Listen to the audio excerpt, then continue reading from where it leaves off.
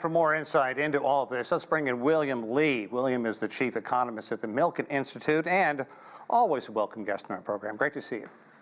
Great to see you, Sean.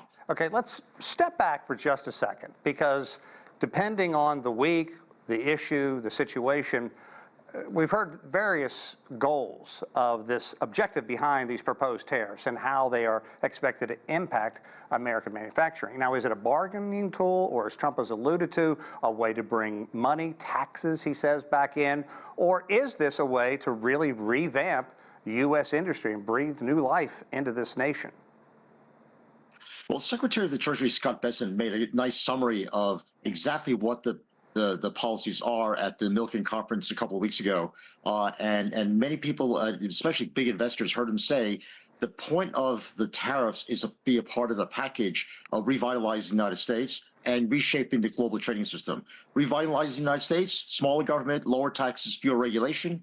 Revitalizing the trade system is going to involve some tariffs to protect the investments that come into the United States that we're incentivizing foreign investors to do, and as well to have more bilateral and regional agreements rather than big multilateral trade deals that are not appropriate anymore for 21st century trade.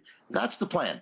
But the restructuring of the United States comes about by bringing investors to invest in the United States, create more jobs here. And these jobs are not going to be the making shirts and the old style 1950s manufacturing that really we don't have a comparative advantage in. Rather, the kind of investments that he got from promises in Saudi Arabia and Middle East and SoftBank in Japan, where they said they'll invest hundreds of billions and up to trillions of dollars in energy, in artificial intelligence, in some of the high-tech industries.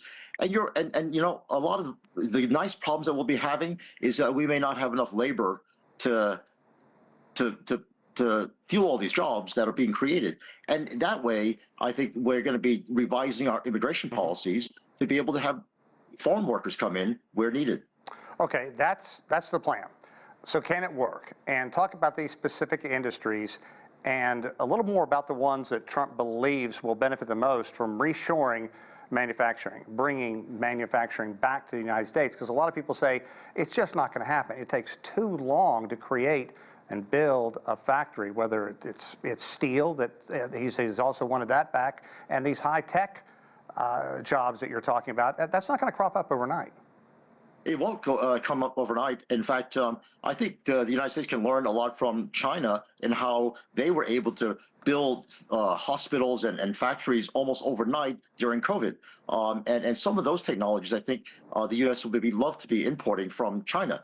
So those technologies are there, and they're to be implemented. Now, some of the strategic industries that President Trump really wants to preserve for the United States, even though it's more costly to do here, would be steel manufacturing, a lot of the defense industries needed, like pharmaceuticals and medical supplies, where we cannot depend on just foreign suppliers to meet the needs of these critical industries.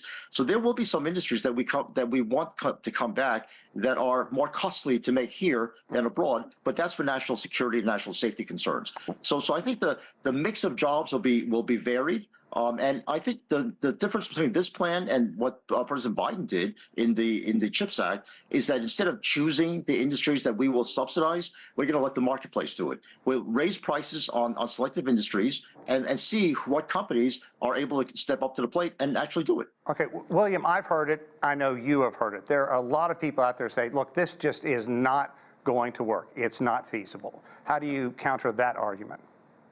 I absolutely agree that I think without restructuring the economy in the way that President Trump is promising, the smaller government to release resources that were absorbed by the government into the private sector, to have lower taxes, have fewer regulations to enable a lot of these decisions to be made quickly, and instead of getting bogged down by red tape. Those are absolutely critical parts of the policy package that he's got to pass, and he's got to do it quickly in the next year or so, because by the time midterms come, no one's going to be interested in doing that kind of stuff.